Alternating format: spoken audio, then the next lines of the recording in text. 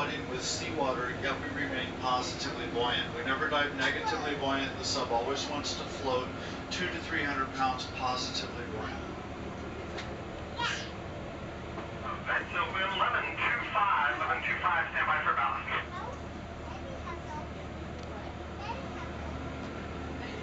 Well, have a great dive.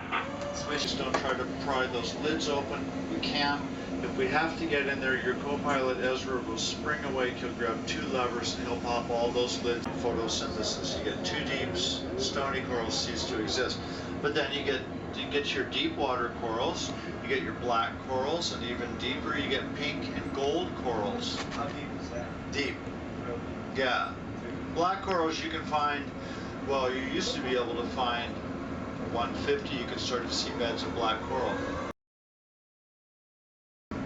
We're just right under the surface, really, when you think about it. This channel is quite shallow, though, and that means rarely exceeding 300 feet. There are a couple pockets where it would exceed 300. You know, you get National Geographic. The colors are here, but we cannot detect them. As we descend in seawater, we lose the major bands of the spectrum, a phenomenon called the refraction of the rays of sunlight.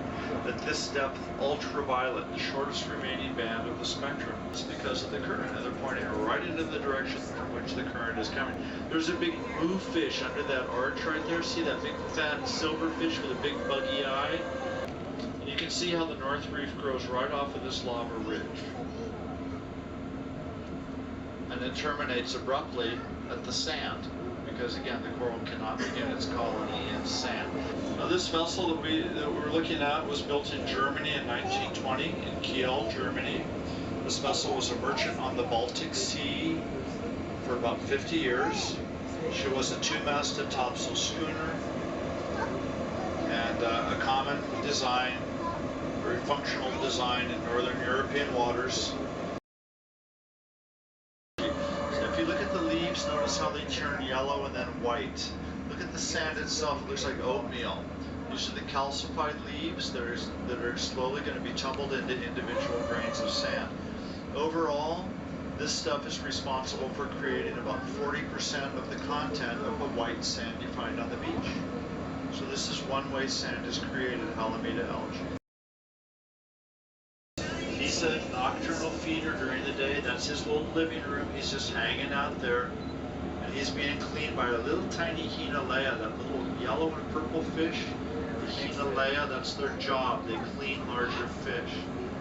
It's hilarious when you see a Hinalea cleaning a sleeping white-tipped reef shark. Do we have any scuba divers on board? We can surface in seconds. On scuba, that's a huge no-no. But since we're pressurized to 1 atmosphere, we can ascend as rapidly as we want. Surface clear to surface. Launch copy, clear to surface. We'll isolate vertical thrusters in. Switch to VHF radio and blow and air ballast. Here we come. Okay, divers, from 80 feet. We're going to blow and go. Enjoy the ride. And if you take a look out and up, you'll be able to see the bottom and the top of the ocean. It's a fisheye view as we charge to the surface.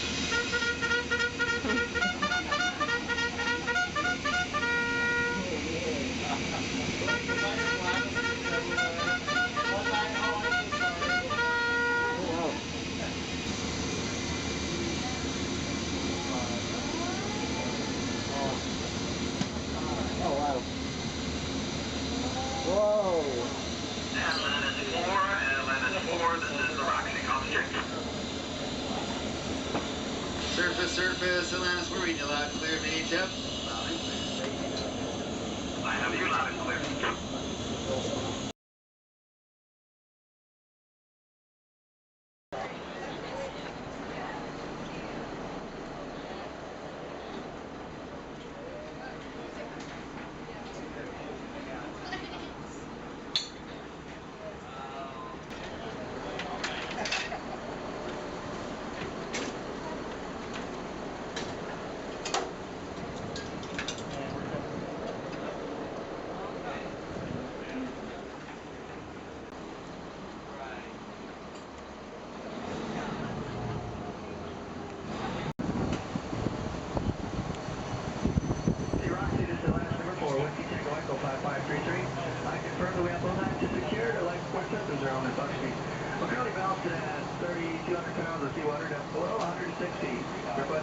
open vents and begin our dive. As we have the urge to submerge. Elliot, Roxy 32 or 33 is good. For ballast, you're clear to vent tanks and dive.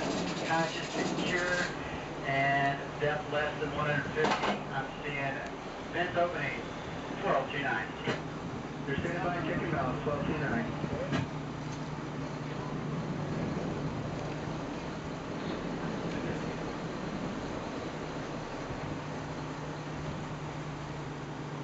Next launch, current vertical thrusters. Grabbing 2 vertical thrusters. Dive, dive, dive.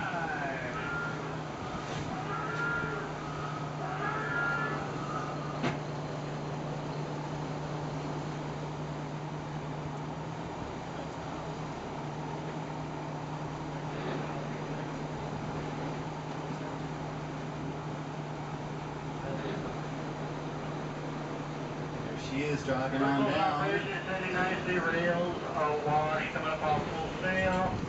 Looking at 290, 150 feet out is the stop read. Switch on the com. And it's Atlantis number 4, Whiskey Tango Echo 5533. We're switching underwater telephone. Alright, beautiful Lonnie of Cocoa Valley there, slipping up West Nine Mountains. We got Ezra, and our co-pilot is going to be our